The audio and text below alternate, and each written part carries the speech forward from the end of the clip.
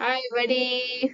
Welcome back to Nature Kids, and today I'll be doing Grade 9 English Medium Health and Physical Education Lesson 10, Part 2. And if you've been there for my other lessons, you probably know that the topic is let us fulfill our nutritional needs. So now let's get started with the lesson without wasting any more time. Consequences of bad food habits in youth and middle age. Diabetes due to consumption of food with high sugar content, high blood pressure and heart problems due to the consumption of food with increased salt, obesity, heart attacks, and strokes due to consumption of food with high fat content, obesity due to consumption of foods with high carbohydrate content. Nutritional needs in old age. Our bodies grow until about 20 to 25 years of age. As people grow older, body functions gradually reduce. Having a balanced diet helps the body function properly during old age. Changes in old age are reduction in appetite, growth slows down, less physical activity, and development of diseases such as diabetes and heart problems, weak digestion, and become obese or very thin. Ways of ensuring good nutrition during old age. Eat foods that increase appetite. Eat foods that provide energy. Eat foods with simple proteins to help growth and repair. Take fiber-rich food regularly. Increase water intake. Eat vegetables and fruits that help easy digestion. Control foods high in sugar, oil, and salt. Eat low-calorie foods. If suffering from diabetes, high cholesterol, or cardiovascular diseases, follow the diet advised by doctors. Select soft foods that are easy to bite and chew. Nutritional needs in special groups. Just as nutritional needs change during different stages of life, they also change according to different situations in life.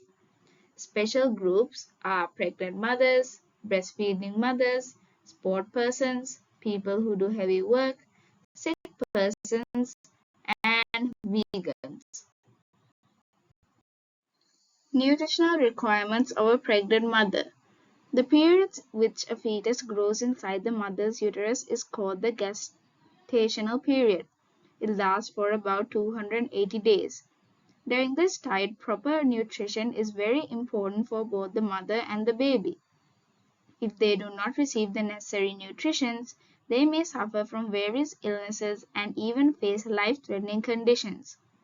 After pregnancy, the mother may also experience different nutritional deficiencies.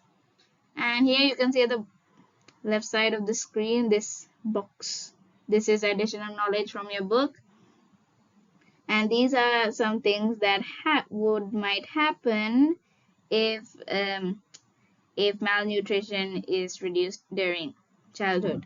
So, low birth weight, premature birth, anemia, mental retardation, and deformities in brain and spinal cord. And now we have another additional knowledge box from your book, and this says below are some nutrient supplements and medicines given at maternal clinics during pregnancy. Folic acid tablets, initial 3 months of pregnancy. It is better to take folic acid when you plan for a pregnancy. Iron tablets after 3rd month of pregnancy. Vitamin C tablets, same thing. Calcium tablets, same thing. Worm treatments, same thing. And tetanus vaccine. And you should have the tetanus vaccine first pregnancy, first dose at 3 months, second dose at 5th month. Second pregnancy, third dose, and third pregnancy, fourth dose, and fourth pregnancy, it's fifth dose. These three are booster doses. If you receive the adult's tetanus diphtheria vaccine and get pregnant within 10 years of receiving it, no need to take the tetanus vaccine. Vitamin A megadose is given after delivery within 2 weeks. Nutritional needs of a breastfeeding mother. After childbirth, the glands in the mother's breast become active and produce milk. This milk is known as breast milk. Importance of breast milk: provide natural immunity, reduce allergies, free from germs, supplies all required nutrients, providing the necessary amount of water, can be given in a hygienic manner, and can be given to the baby at any time. Special nutritional needs for a sportsman. A sportsman needs proper nutrition to improve performance, prevent dehydration, and heal injuries quickly. Sportsmen need more calories than ordinary people. Carbohydrates and fats provide energy. Proteins help muscles grow and repair. Salts and water help prevent dehydration and muscle fatigue. Weight control is also important and should be supervised by a coach. Advantages for sportsmen when getting proper nourishment: helps to perform optimally, body will become stronger, will be healthy, good control of weight, development of mental faculties, body composition and growth will improve, and fast recovery after an accident. Also, why did it just start raining? Never mind the rain. Anyway, nutritional needs of sick persons. Sick people should be given food according to the doctor's advice. The food should be provided proper nutrition and helps correct any nutritional deficiencies. Patients must receive food at the correct time and in proper amounts. Food should contain proper nutrition. Food should be prepared with less oil, chilies, and sugar. Food can be given as solid foods, semi-solid foods, and liquid foods, according to the patient's condition. Nutritional needs of a vegan. A vegan is a person who eats only food of plant origin. Vegans should pay special attention to their nutrition because it is difficult to get all essential amino acids from vegetarian food alone. To overcome this, they should eat combination of grains and pulses. Vegans can also obtain calcium and proteins from foods such as soy milk, almond milk, coconut milk, and oats. Dairy products like cheese, curd, yogurt, and paneer can help provide important nutrition. Growing children should preferably not follow strict vegan diet because it may be difficult to get all the nutrients needed for healthy growth from a vegetarian foods alone. So now we can talk about some myths regarding nutrition. There are many programs about maintaining good health and improving living standards.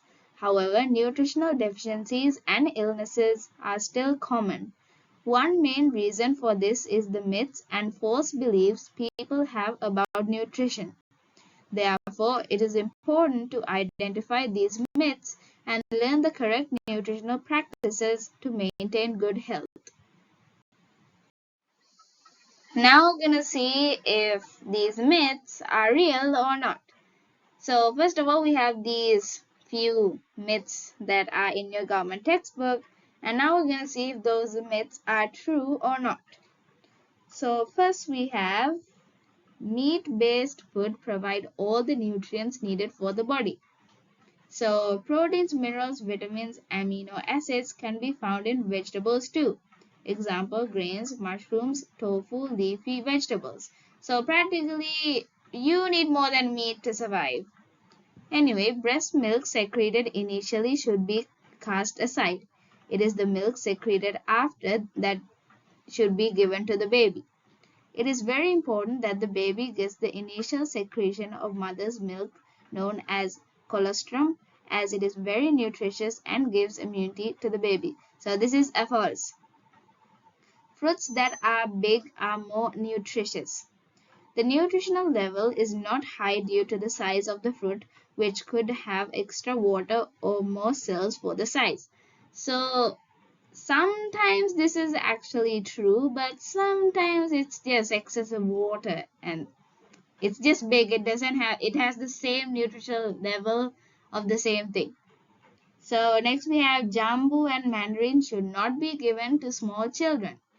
These should be given as they have a lot of vitamin C and minerals. Yes, I know that because I love sour food and how dare they? Anyway, a large body indicates good nutrition. Having a large body does not mean the person is healthy. In diseases as well due to unnecessary nutrition, the body can be large. So that is not a good thing. It is not a good myth. That is a bad myth. And now we have some more myths. And let's see. Big fish have more nutritional value than small fish. Flesh of small fish is as nutritious as big fish. In addition, all the small fish are also consumed when eating small fish. Therefore, we can get more micronutrients such as calcium, iron, zinc. Bones of large fish are not consumed, so the nutritional value is less. Most food items are known to cause peregrine, gall, or wind. Not gall, this is gall. And these foods make you sick. Certain foods can be allergic only to some people. Therefore, food cannot be commonly labeled as unsuitable. Green leafy vegetables should not be eaten in the night. What the heck? Anyway, no matter what time of the day you eat the green leafy vegetables, the nutritious value remains high. Pregnant mothers should not eat small fish. Small fish contains proteins as well as large amounts of micronutrients. The unborn baby in the mother's womb gets the nutrition through the umbilical cord. So practically this is a good thing. You should eat small fish. How can we contribute to fulfill our nutritional needs? It is important that we have a good knowledge of the food we purchase and our nutritional requirements. Buying food to suit each individual.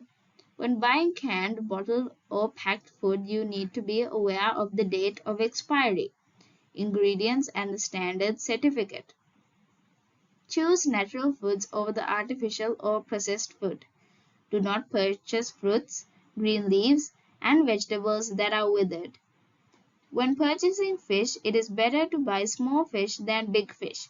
Make sure the gills are red and the eyes of the fish are not whitish. That means they're really old. Just get the ones that just stare into your soul. Do not buy cans and tins that are crushed, dented, or ballooned as they can have toxic chemicals in them. Processed food, junk, or fast food should be avoided. Avoid consuming food with added artificial flavors, colors, dyes, and preservatives. When preparing food, use methodology and ingredients that increase in nutritional value. So that's all for today, guys. Like and subscribe. Like I always say, it makes me happy. Anyway, I'll see you guys in the next video, which hopefully I'll be posting very soon. And until then, bye.